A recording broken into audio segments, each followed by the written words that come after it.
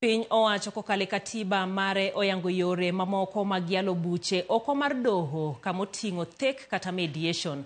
Thothne thek emitiyogo ahinya ka ikelo joma gwandore kanyakla ka gitwa kod ng'at mar adek ma en jathek mondo okonygi e chope winjruok. E studio kawuono e chenro ni mara mine wacho wantiere kod Roslyn Achieng' Onyango ma en jathek kendo jahocho kolerono matut kaka inyalo yal buche kokalo e weche goeko mag thek mago duto e chenro ni endi mano mara mine wacho. Oyimore ahinya Jaya. Erokamano ahinya mar riwru kod odhiambo ma kawuono.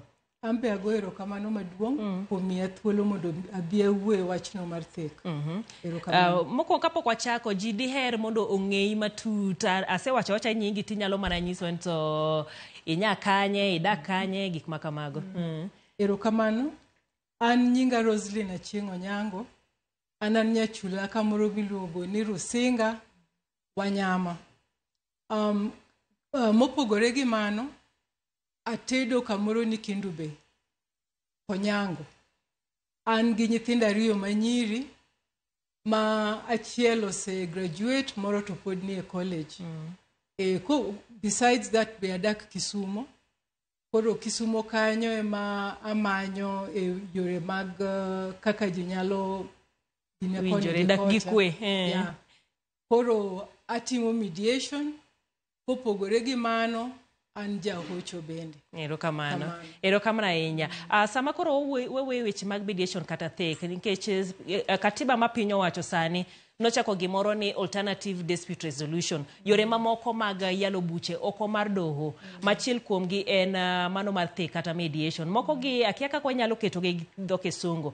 Gin ang'wen. Mediation ni ntiere reconciliation, arbitration to gi moro ma bende wacho ni traditional. Inyalo mana lero no matut ni ginang'o gini. Erokamano.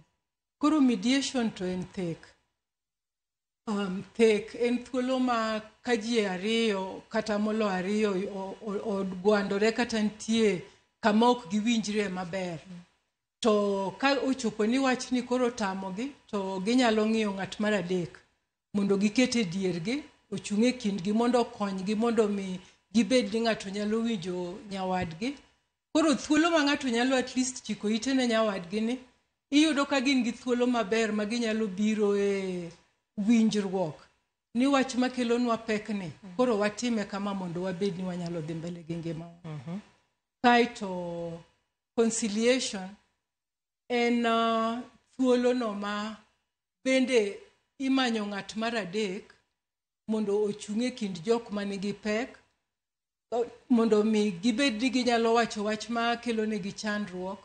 To conciliation to usually en ni jiwinjore, yani en more like a discussion. En more kaka discussion. Kaito ji neno ni to ang'o maber ka watimo in this situation. Then machielo ma en arbitration. Arbitration ten thuolo no ma ng'ato nitiere kindu machalo expert, yani en jalony moro. Koro jalony ni nyalo kata miyo way forward. Opogore gi mediation. Nikech mediation solution nyaka wuog kuomu. Joma gwandore. Yes. To arbitration to jalony nyalo miyo way forward. En monyiso ni koro timuru kama kama. Yes. Aya, wantiere gi magote kata kamano kawuono to wadwa mana mondo wawuoye wach mar mediation kata thek nikech iwacho ni ene mathoth ne itiyo kode ahinya. To itime tieng' ariyo. Nitiere kanyo ero mabende doho ema chiwo jathek kata mediator kata nitiere moko mabende ji dwaro kendgi. Ere kaka magitimore? Erokamano. Koro nitiere miluongo ni court annexed mediation. Court annexed mediation en thuolo no ma iyudo ni wach oseter nyaka doho. Kaito judge kata magistrate kong'iyo file mar case ni to onyalo kawo thuolo mondo wach ni case ni adwaro ni mondo oter ne mediator mondo konyu ung'i kaka uloso wach ni. Thuolo machielo en ni jogo man gi pek kata ok owinjore e kindgi kata gisedhi e court to achiel kuom ginyalo wacho ni kama wach ni ochope an dahero mondo wadhi miwa mediator mondo konywa loso wach. Koro yore ariyo go ema court annexed mediation timore. Then nitie private mediation. Private mediation en thuolo makoro an jathek. Koro in jael inyalo bedo ni nitie kamoro ma winjruok ok bere kindi gi ng'ato kata jok moko. To decide kendi nikech ing'eyo wach mediation. Inyalo wacho ni wachni aneno kaber mondo mi wamany jathek mondo bio okonywa winjo wachni mondo okonywa wayale watieke. Wayale watieke. Sama koro wang'iyo magi gin buche te ma inyal yal kokalo e weche mag thek koso ntiere mana specific ones mamoko ma inyal yal kokalo e thek. Erokamano. Adiera te ni ng'eny buche inyalo yal e thek. Koro en mana nitie specific ones machalo kaka murder cases kata rape or defilement. Makamago ahinya ok nyal yal e thek. Gin nyaka gidhi e doho. O mago nyaka kale do mag nek to gi weche mag ketho ratiro defilement.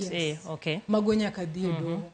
To modong' tinyalo tima e thek e mediation. Nikech nitiere kinde moko ma bende ji ne ywak ji penjore to kind mae to gi niluongo gi kangaroo court ere pogruok sama koro wacho ni weche gi koro wayala oko chal ni en kangaroo. Ok en kangaroo. Gimomiyo wacho ni ok en kangaroo en one guided bende gi yani gigo ma wang'ado e mediation bedo ga recognized by the court. Tiende ni thuolo ma wabedo piny gi jogo ma nigi pek e kindgi. Magi winjore kaka gidwaro mondo gilos wach ma chando gi noendo. To nitie settlement agreement. Koro this settlement agreement wase draft magi sign. To watero maendi e court to bedo adopted kaka chik. Yes. Mano ka jor kuse yalo mutieko koro ji ariyo gi giketo kokgi. Nyaka giketo kokgi. Kapok giketo kokgi to ok en winjruok. Yes. Process ni kawo kinde machalo nade? Erokamano. Process ni inyalo yudo ni nitie ywaruok ma ji osebedo go e court kata from 1960s.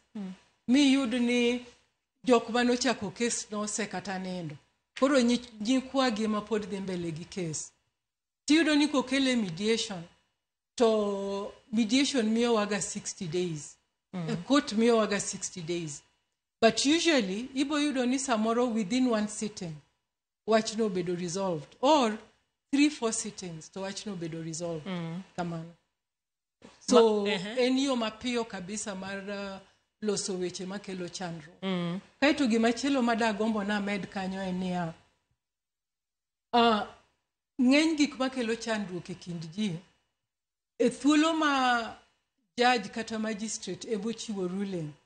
To samoro gigieki ji ok logi. Iyudo ni ka gidok piny kucho to pod gidondore adonda. But e seche ma solution owuok kuom jok man gi pek. Tiyudo ka solution iweyogi ka gimor kendo en gima giluwo ka chunygi nitiere.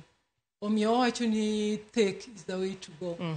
En yo ma onego waluw. Makoro ka ng'ato dibedi ni entiere gi shida gi nyawadgi kar mondo ringo dhi e court to winjo bedni omanyo mar thekni. Koro ng'ato bo penjo ni to ere achako nade?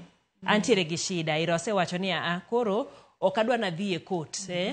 Abo biro kapo ni in magwandora kodi. Tabo biro iri Roslyn. Ang'e ni weche wantiere achiel ariyo adek kamendie. Wabed piny wawuo.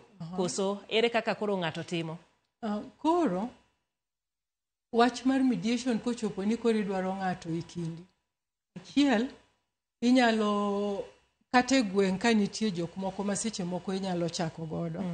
Nyiso ni an gi chandruok ma kama e kindwa gi ng'ane bi mondo iwinjane wachni ikonywa. Then kiweyo mano to inyalo dhi e court. Court nyalo mi mediator. Mopogore gi mano to nitie ji moseyawo businesses mag mediation. We also have CBOs, bodies mang'eny nitie sani makonyo e weche mag mediation. For example, Kisumu kacha ka wadhiye to wantie gi Kisumu Mediation Center CBO ma jatende en Samson Ouma. To Samson Ouma niendi I mean, that Kisumu Mediation Center ni en like an umbrella body.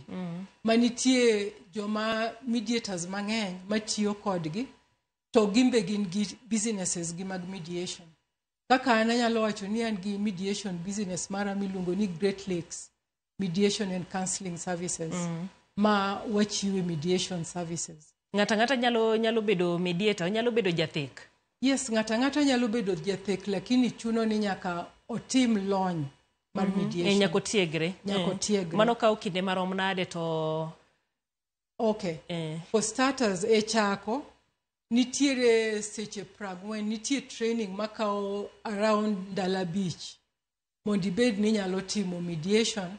To koro kia that training mar Dala Beach no endo, to nyaka ibed mentored gi ng'at ma osetimo mediation. Nyaka ibed mentored. Koro kisetimo mentorship ni, eka koro kidwaro ni mondi bed ni nyalo bedo jathek e doho, to ber ka idhi e doho gi ng'at ma mentor ini, mondi ne procedure mar timo mediation e doho, kaito itimo interview bende gi jotelo mag court ma Kenya. Koro ka gideno ka iromo inyalo bedo mediator, then gimi number moro miluongo ni mark number. Koro mark number no kosemi tinyalo bedo jathek e court. Okay. Bende inyalo bedo ni kisetiegori tiwacho ni an adwa mana timo private mediation. Koro kineno ni dwa timo private mediation, be you advertise yourself, titima private mediation. Erokamano ahinya. Kapo ni ji ariyo ma ne okete mondo owinjre e yor thek. Bang'e ng'ato wacho ni ok apaka bura ni nodhi kaka dwaro. Onyalo appeal, onyalo dok kendo koro wach ni ng'eto cha nokamor godo. Erokamano ahinya Jan. Koro mano e kama pogruok maduong' bede kind mediation gi buche ma iyalo matieke court. Nikech sama itimo mediation, thuolo bedo ni jok man gi pek e kindgi gi mondo wuo mone gima ber kodgi. Tiende ni gine magi decide. Mane momiyo kondik settlement chande kata winjruok cha. Mokete sei. Samondike to jok manen gi chandruok e kindgi gi chuno ni nyaka giket kokgi e winjruogno. Koro samise kawo koki mikete winjruok, ichaki wacho kendo ni okober ahinya to ine mane decide. So decisions mobedo made a mediation bed appealed. They're unappealable. Yeah. Erokamano ahinya. Erokamano ahinya Roslyn. Bende koro watieko mana mapiyo piyo wachni mogik to gi kaka ng'ato nyalo yudi. Wachna mogik en ni gidene thuolo mar dhi e court kata litigation en gino manokel gi joasungu. Omiyo oken the best way for one joratenge mondo wa resolve our disputes. Koro gine mediation iluongo actually the African Dispute Resolution. Nikech ndalo machon mane kaka ne wa resolve our issues. So kain gi pek kikiring idhi manyo wadwitere court, many mediator kata jathek mondo obede dieru okonyu yudo yo. Nikech e Kenya ka oseyud ni out of cases ma itero e court, 96.1% bedo successful. Erokamano ahinya. Erokamano ahinya. Mano kanyero Roslyn Onyango mabende en jathek, en mediator mabende oyang koda doho, kamano bende ibitimo tiji owuona mar timo mediation. Kaka yono ero mapiyo piyo mag yalo buche oko mar doho. En mabende ne watoko kode kawuono e chenro ni mar Mine Wacho.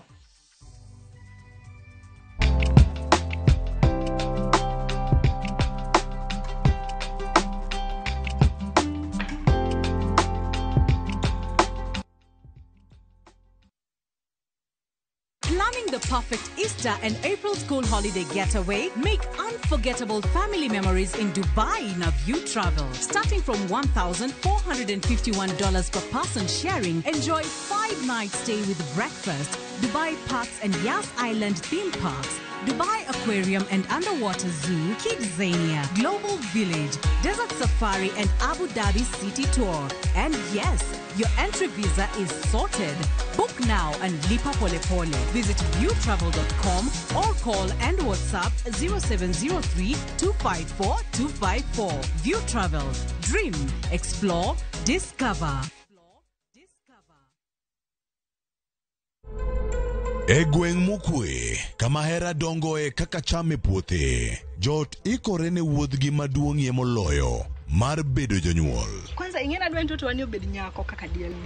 Kasto wachake da mama dongi. Awino. Ng'at manigi gik matin ahinya to chiwo duto ma en go. Iparo kanyal riti.